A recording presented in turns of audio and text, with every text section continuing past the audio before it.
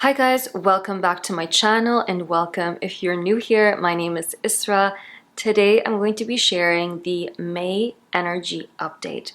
And the way I receive these messages is by tuning in and tapping into the frequency for May.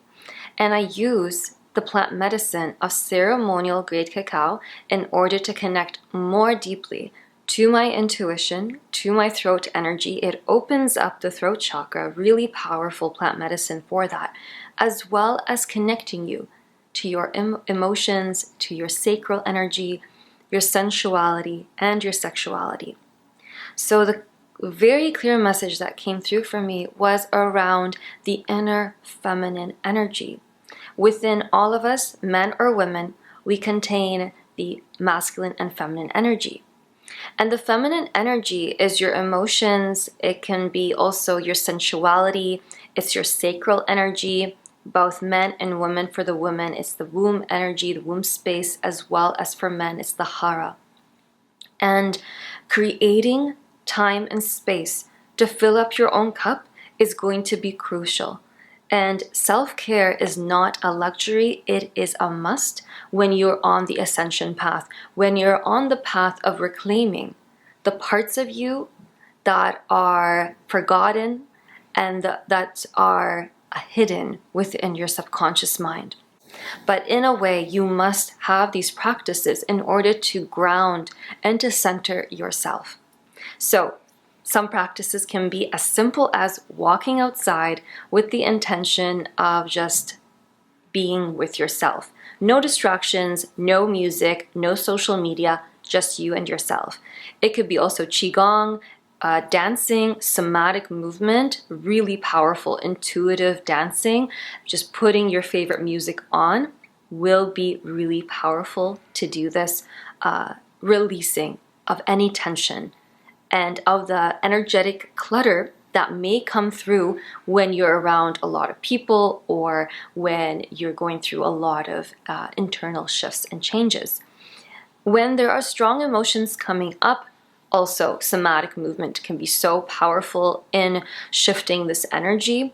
And personally, I love dancing. That's my way of releasing energy. Qigong as well, high intensity workouts, weightlifting, just shaking your whole body. This will be so good in bringing you back to your center and in filling up your own cup.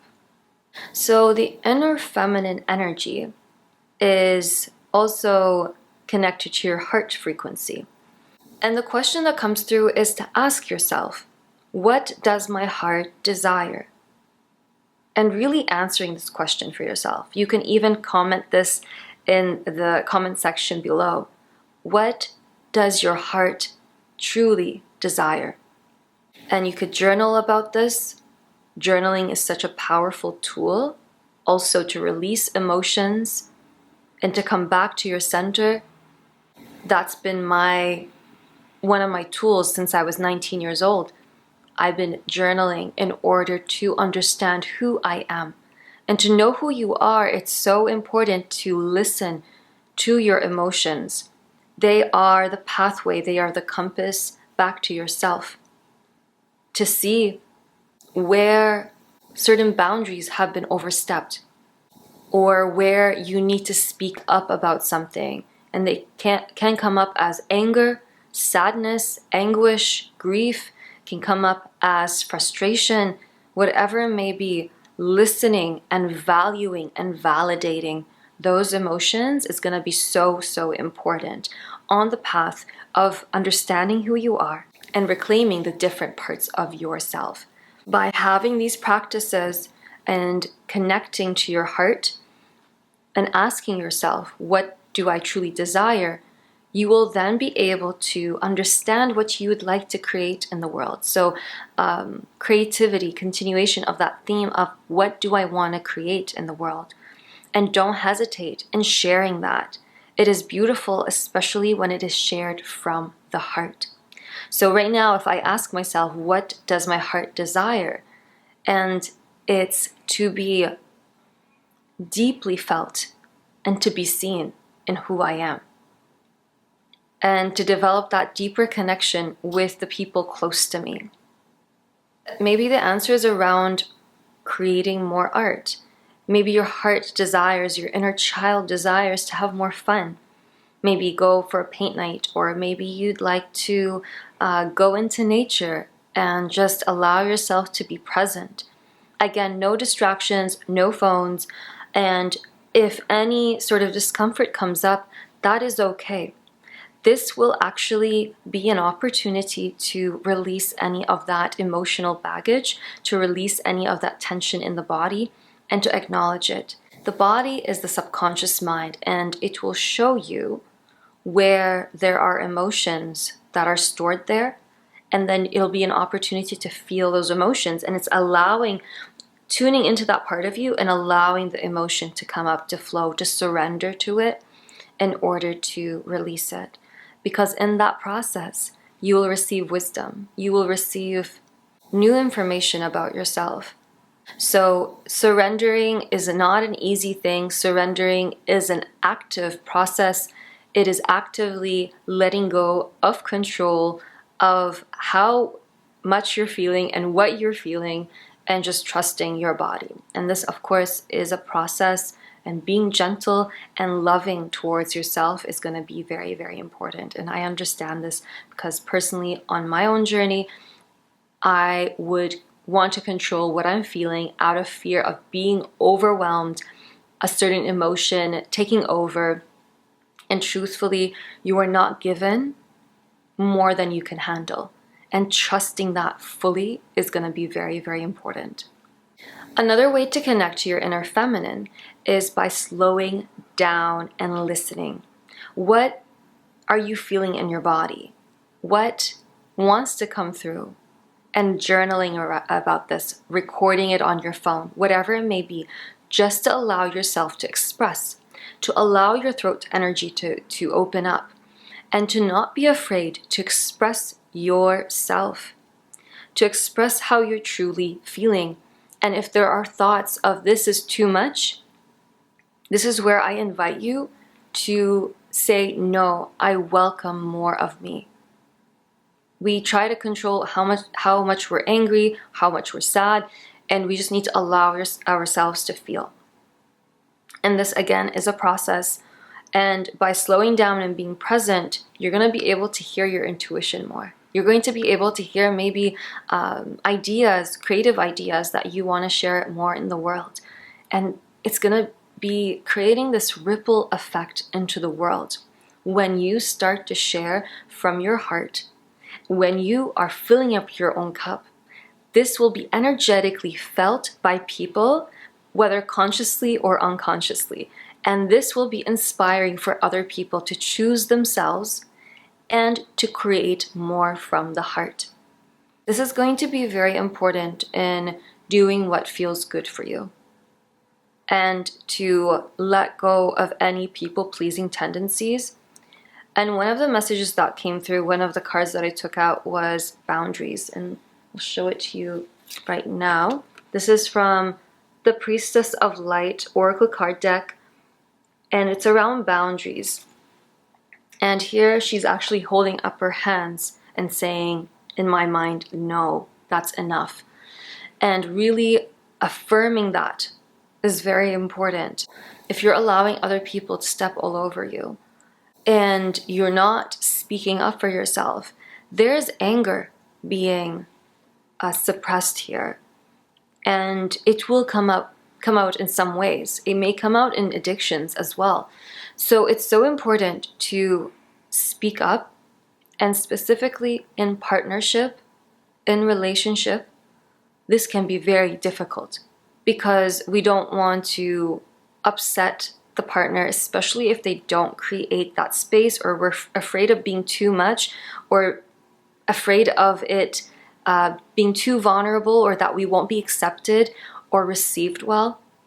But it's just so important for you to speak up, because in a way you will free yourself, and it will also offer an opportunity for the other person to grow and to understand how to receive the other person's emotions, and to know how to also speak from the heart.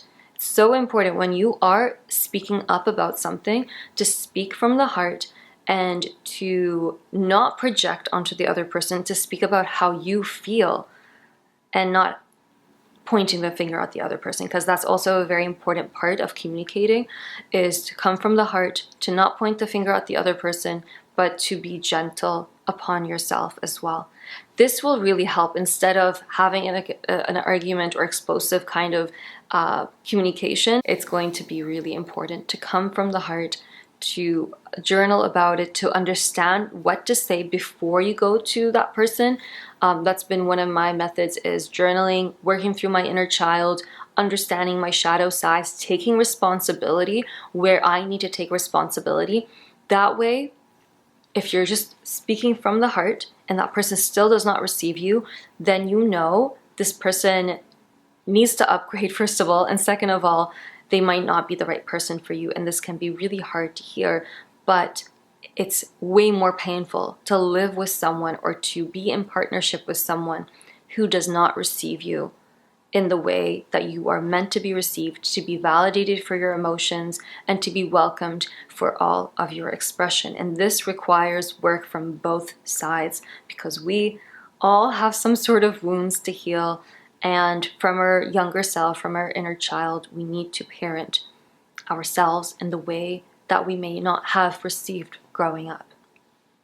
So the point here is to set the boundaries, to open up to speaking your truth. And if you don't know what your truth is, to create that space and time is going to be so, so crucial. Most people end up being so much on social media, so much, maybe connecting to some sort of addiction that they have, because there's an uncomfortable truth that may come up when they are by themselves. And do not wait until things get too loud, because it will be very painful. It may come through as a physical ailment. It may come through as a mental imbalance as well. And it's so important to have that space and time for you, because you are important, you are precious, and you are so magical. And that's why I really am passionate about sharing this, because this was my journey as well, the people pleasing and over giving to others, and becoming very resentful. And that's why it's so important to know how to communicate, opening up your throat chakra. It's like stepping more into your power through your throat energy, through communication, and asserting your presence, and asserting that you deserve respect and love, because you are very important.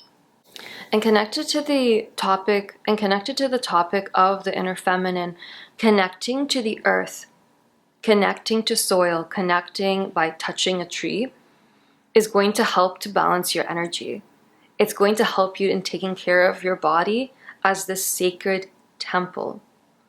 And one question to ask yourself, another question to ask is, what does my inner feminine need at this time? And that may be to slow down and to create space to listen to the heart, to the intuition, to the womb space, to the hara for men. And this will allow your heart to open up so much more. And to have the right tools to deal with the discomfort is going to be very important, because I can be telling you this, but then you don't have the tools to deal with it. Somatic work, movement. But it's not only about the movement, it's also about feeling the emotions. This was the thing that I would try to override before at the beginning of my healing journey, and I would just be wanting to work out, running, because I didn't want to feel. It was too much. And no one teaches us how to feel. We go to school, we learn things that we don't even need to learn. we don't even use, after that. What's important is to know how to feel, and to be held by someone, by a friend, by a practitioner of some sort is going to be super valuable. And then after that, when you know how to allow yourself to feel by yourself, it's going to be even really powerful, because it's going to be a constant kind of practice.